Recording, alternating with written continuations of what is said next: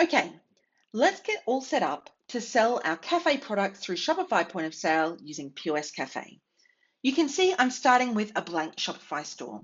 So if that was the case, I'd begin in the admin section by going to products. And here I would actually add the products for my cafe. So for example, I might have some delicious blueberry cheesecake.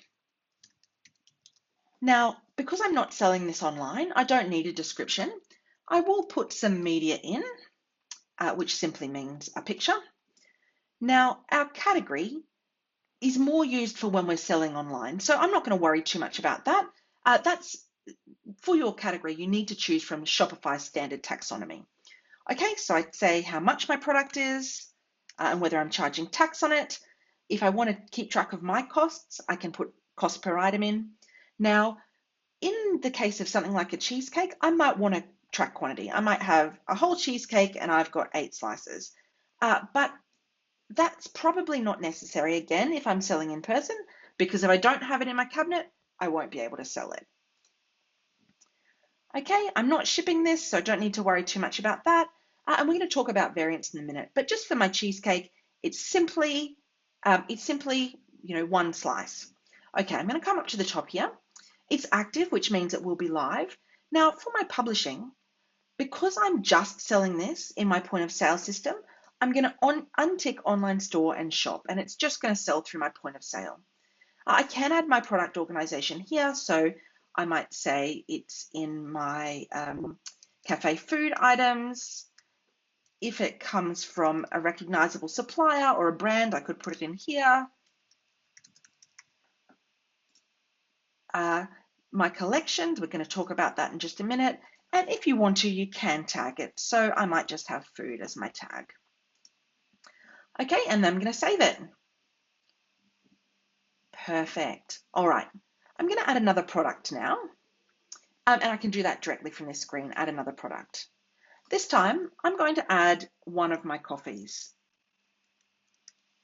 Okay, again, I'm not going to worry too much about a description because I'm just selling it through my point of sale system. But I will give it a picture. Perfect.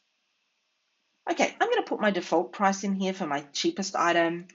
But we're going to talk about, so I'll go down here. I don't need to track quantity because I'm just going to keep selling them.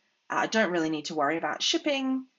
Okay, but now let's talk about variants. So in point of sale, we're going to need variants for our sizes because that determines the base price of our items.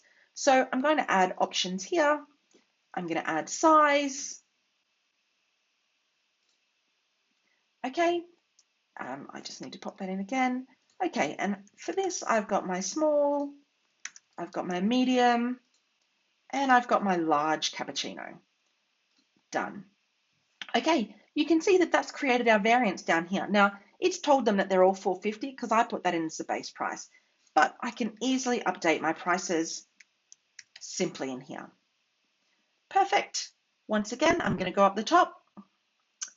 I'm going to unpublish it from my online store in my shop. I just want to sell it in person. Again, this time it's going to be part of my barista drinks range. The vendor, that's just going to be the name of my cafe. And this time I'm going to tag it with coffee. Okay, and I can go through there and add as many products as I need. Okay, so you can see here that I've got the 2 products that I've already entered. Now, here's a tip. If you're adding lots of products that are essentially similar, like lots of different types of coffee, rather than creating each one from scratch, if I click on one of them, you'll see up here I've got my duplicate button. So if I click this, it's going to duplicate this product. So I'm just going to change the title to a different type of coffee I want to sell. And this is deselect anything that I don't want duplicated. So I don't want the same photo for my cappuccino as my Americano.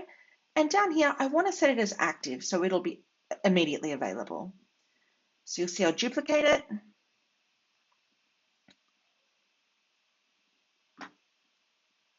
Okay, it's taken away my media, so I'm going to upload my actual picture. But you'll see, really handily, it's kept the variants, it's kept the pricing from my last one, It's kept that it's only published in my point of sale. It's kept my product type, my vendor, and my tags. So that's a really quick way of just getting lots and lots of products done if they're essentially similar. Let's do one more. Again, not the media, set it as active.